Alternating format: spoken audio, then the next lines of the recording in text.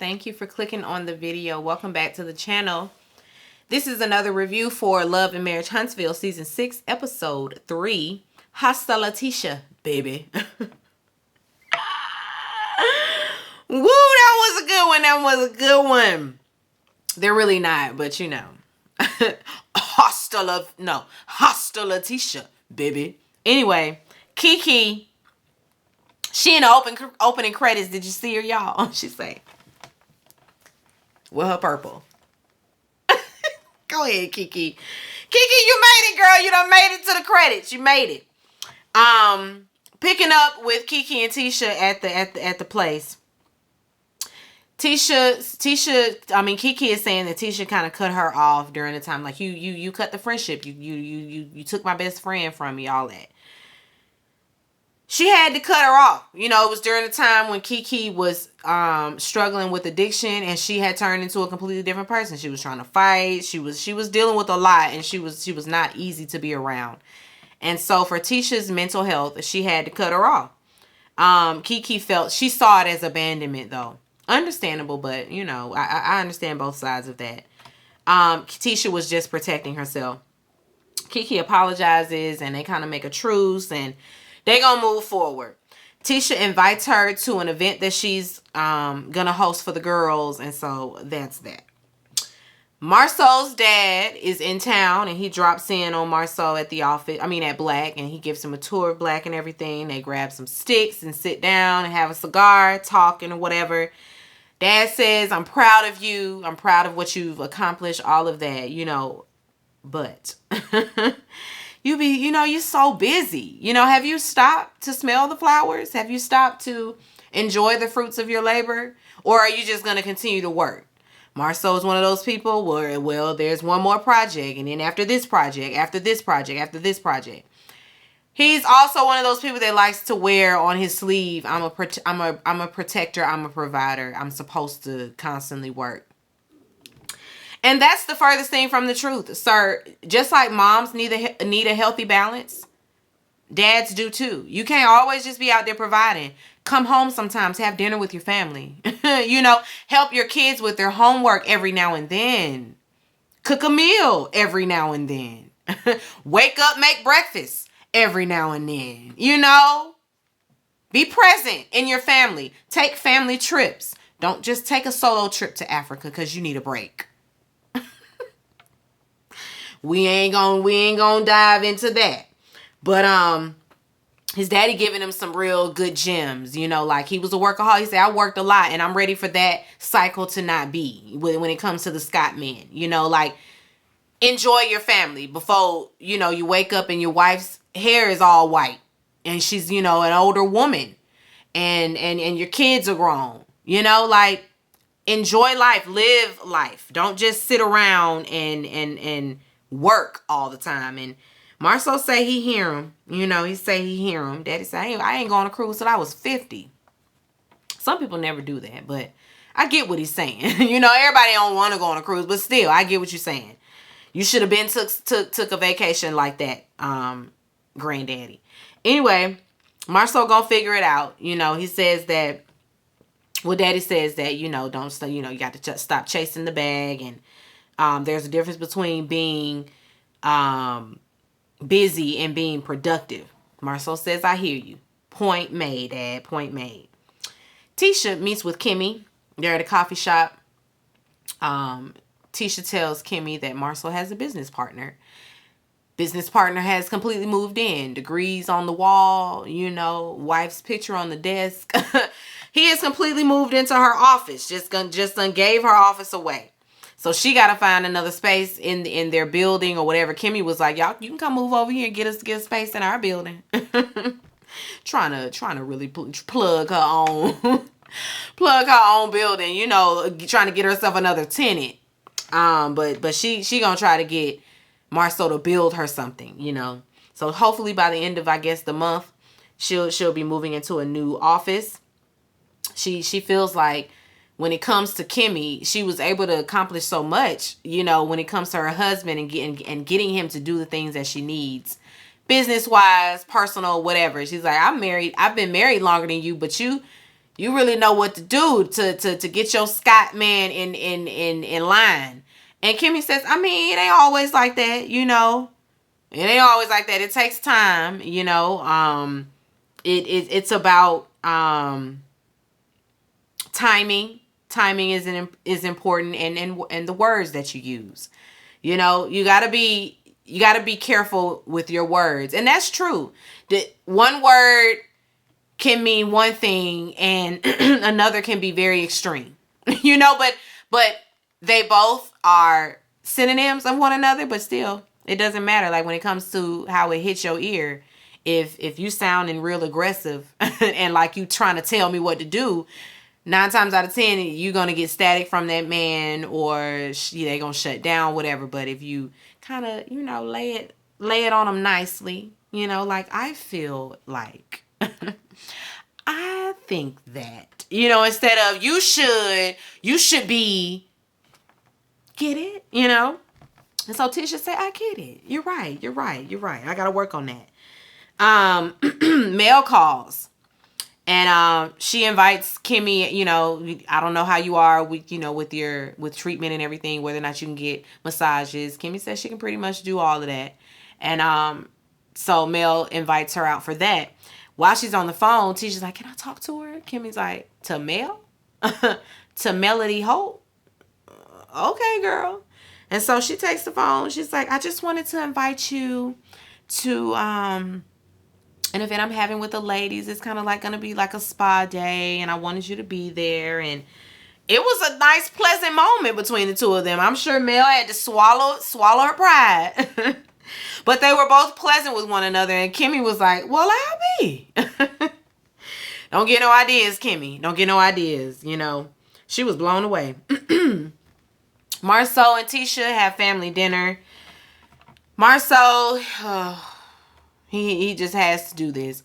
So kids, you miss your mama's cooking, don't you?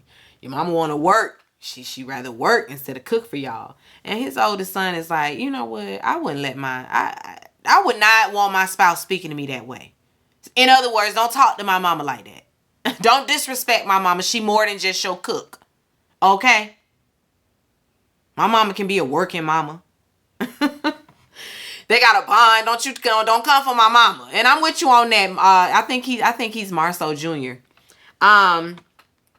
Anyway, when the kids leave, you know, they try to talk about work-life balance. Marceau, per usual, again, on his, I'm a provider. It's my responsibility to provide. And she's like, I mean, listen, mama's got stressors too. You know, each of them have to understand that there are just some things about the other you're just not going to empathize with because it'll never be your experience. And that's okay. But don't be dismissive. You know, you don't dismiss the fact that she deals with this and you deal with that. You know, it also doesn't give you an excuse to not do your part in, you know, any other person's respective roles in the house, whatever that may be. She bouncing around, but she really want to just get to, you gave my office away and I don't like that. I don't appreciate you just giving my office away. She would rather have a more hands-on approach to the business. You know, she is the owner. And he's like, that's just the point. You're the owner. He always got to come with some type of illustration of sorts. You know, take what's his name? Take Robert Kraft. Would he be out on the field? No. He hires coaches.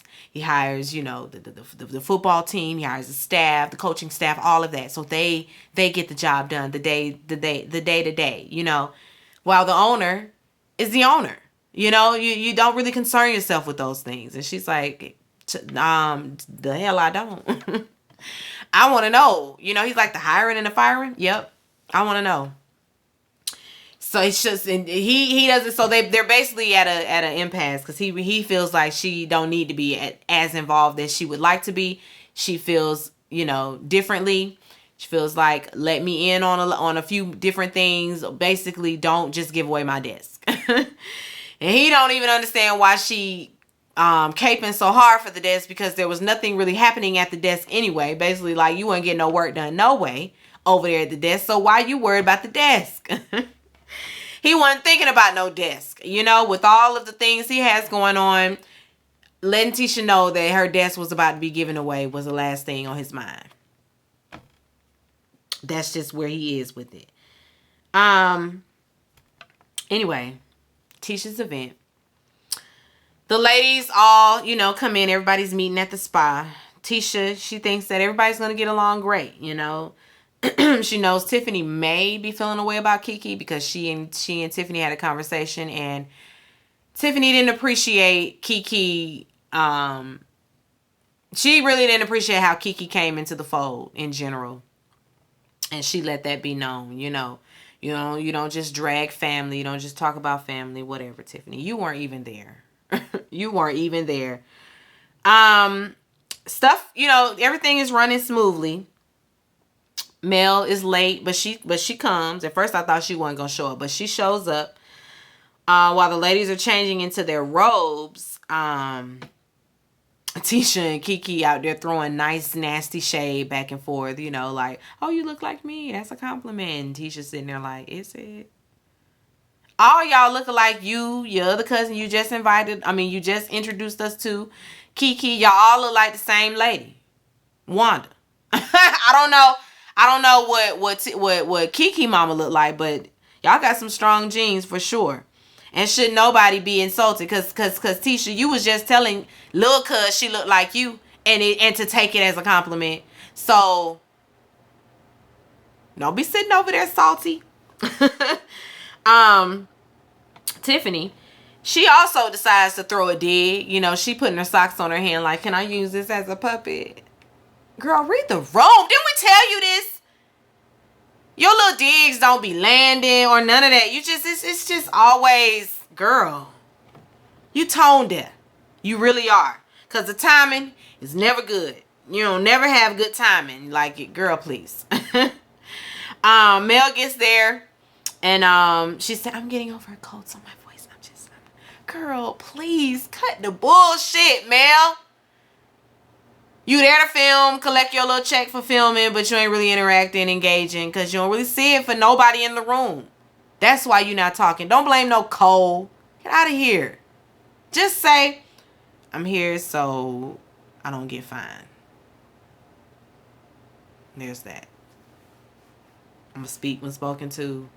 I don't really like these folks like that. And y'all know I don't like these people. But I'm going to be a good sport. I'm going to be a good sport. You know, I'm going to try to be cordial. Do that. Say, I'd rather you get up in your confessional and say that than say, I'm getting over a cold and so my voice is not really back yet. Because it's bullshit. It really is. Excuse me. They start the experience. Spa experience. It's a few things going on. We got sound bath in one room. We got some little face mask thing. It's got, you know, like iridescent light. I don't know what it's doing. Whether it's giving you a facial or what. But they got that going on. We got some massages going on in another room. But Tiffany and Mel, they talk, and she tries to bait Mel, you know, into conversation about Kiki and the Christmas party and all that. And she's like, I ain't really have a chance to get to know her, but you know, like, she's kind of shady. I didn't really like the way she, you know, had Tisha crying real tears at the reunion. Speaking about a reunion she was not at. And Mel is just like, I just really love the peacefulness in this room. It's so serene in here. I'm just enjoying the peace. I'm not doing this with you. We are not going to do the back and forth. You know, like, you're not going to get me in a conversation disparaging this lady in any way. Mel ain't doing it. We ain't talking about the Christmas party anymore. And I wish we would just stop talking about the Christmas party. It's over. We have rehashed it at the reunion 10 times over. Like, we don't have to continuously bring this up. It can really be done. But Mel is like, she's not a bad person. I don't think she's a bad person. Tiffany's like, I just think it's, negative energy. And I don't want to surround my people. I don't want to surround myself with people that are negative like that. I mean, but you would surround yourself with people with good energy, right? Still trying to bait her. And Mel is like, girl, the energy in this room is so peaceful. I'm just enjoying the peace. She's not doing it, and Tiffany is like, is that a deflection? Girl, you weren't there, please. This is our annoyance with Tiffany. She's just so mouthy and judgy. Pressing an issue she wasn't even around to witness. Anyway, in the room with Kimmy and Kiki, and Tisha, they're talking about their last meeting. And Kiki, she thinks it went well. We both gonna try. They both say they're gonna try. Kiki is like, you know what, Kimmy, I'm gonna take a moment to address you too. Basically, she thought that they were in a place where they were at least cordial and cool, and like they at least thought that they cared about. She at least thought that they cared about each other. Kimmy looking like, you did, girl.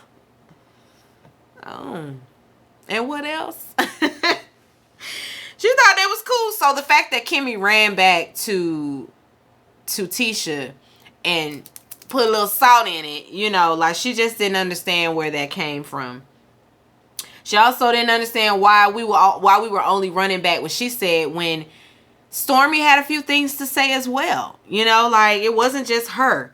But she felt the way about that. And Kimmy, she says she stands in what she ran back with. She says, I did run it back. But you were in a room. First of all, she said if a room full of people all feel the same way, that you said too much, that you were, throwing your cousin under the bus, all of that. If we all felt that way, then we're all wrong. And she was like, yes. I think y'all all added a little bit too much to it. And they probably did. They probably did add a little stank on it, to make it seem like she was just really in there dragging. You said too much. You shouldn't have said anything at all, which is the problem. But again, like they bringing up Stormy, and in the other room, Stormy hears her name, and they're like, "Oh, let's get back in here and see what's going on." Stormy come in there like, "What? Stormy said what? Tell me about Stormy. What happened with Stormy?"